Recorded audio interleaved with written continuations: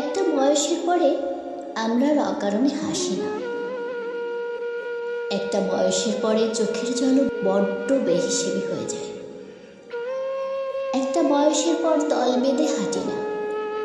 ভুল ট্রেনে উঠে গিয়ে গোটা 2 স্টেশন পরে ফিরতি ট্রেনে আসতে আসতে নিজের মনেই নিজেকে পাগলি বলে হেসে উঠি না। একটা বয়সের পরে মনটা বড্ড সাবধানী হয়ে ওঠে। অপরিচিত কাউকে আর বিশ্বাস করতে চায় না। মনের কথা উজাড় করে বলা হয় না আর। একটা বয়সের পরে আসমকা ক্রাশ হয় না। প্রথম দেখায় প্রেম হয় না। সারাদিন তার ফোনের অপেক্ষায় কাটে না। একটা বয়সের পরে অভিমানগুলো কিছুতেই বেহিসেবি থাকতে চায় না। কথায় কথায় ঠোঁট ফোলায় না, ছেড়ে চলে যাবার হুমকিও দেয় না।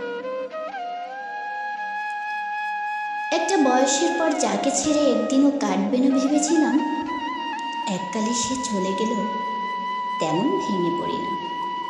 একটা বয়সের পর শুধু একজোড়ে ভালো লাগবে বলে নিজের সব থেকে অপছন্দ রং বেগুনি পড়া হয় না।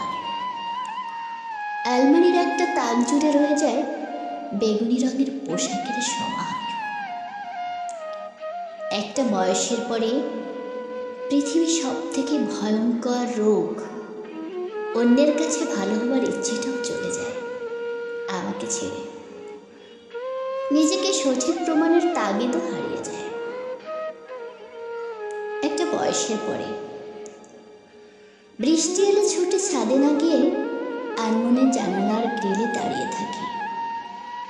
একটা বয়সের পরে ভালোবাসার সেই আকুল আকুতিরাও ঘুমিয়ে পড়ে। কেউ অপমান করে চলে গেলেও সাময়িক রাগ থিতিয়ে যায় মুহূর্তে। কেউ আমার মধ্যে কোনো গুণ খুঁজে পায়নি 5 বছরেও, শোনার পরেও রাগ হয় না আর।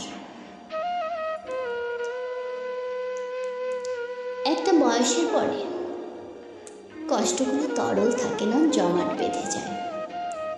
অবহেলাগুলো শক্তি হয়ে দাঁড়ায়। একটা বয়সের পরে ভালোবাসলে তবেই ভালোবাসতে ইচ্ছে করে।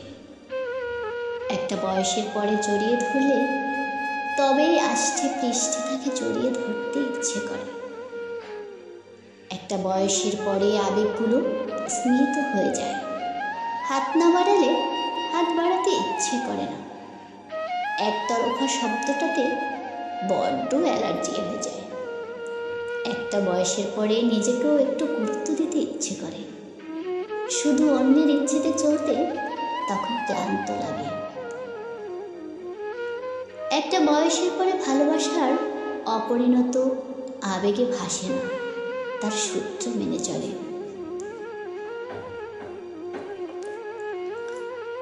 ভালোবাসা তখন ভীষণ পরিণত, শুধু ভালোবাসাকেই চেনে। একটা বয়সের পর নিজেকে নতুন করে আবিষ্কার করতে মন চায়। কোলাহল থেকে দূরে নিঃশব্দতার প্রেমে পড়তে মন চায়। সম্পর্ক যেখানে ভীষণ বিশ্বাসী, সেখানেই নিজেকে বাঁধতে ইচ্ছে করে। আগাছার জঙ্গল পেরিয়ে বটের নিচে বসতে মন চায়।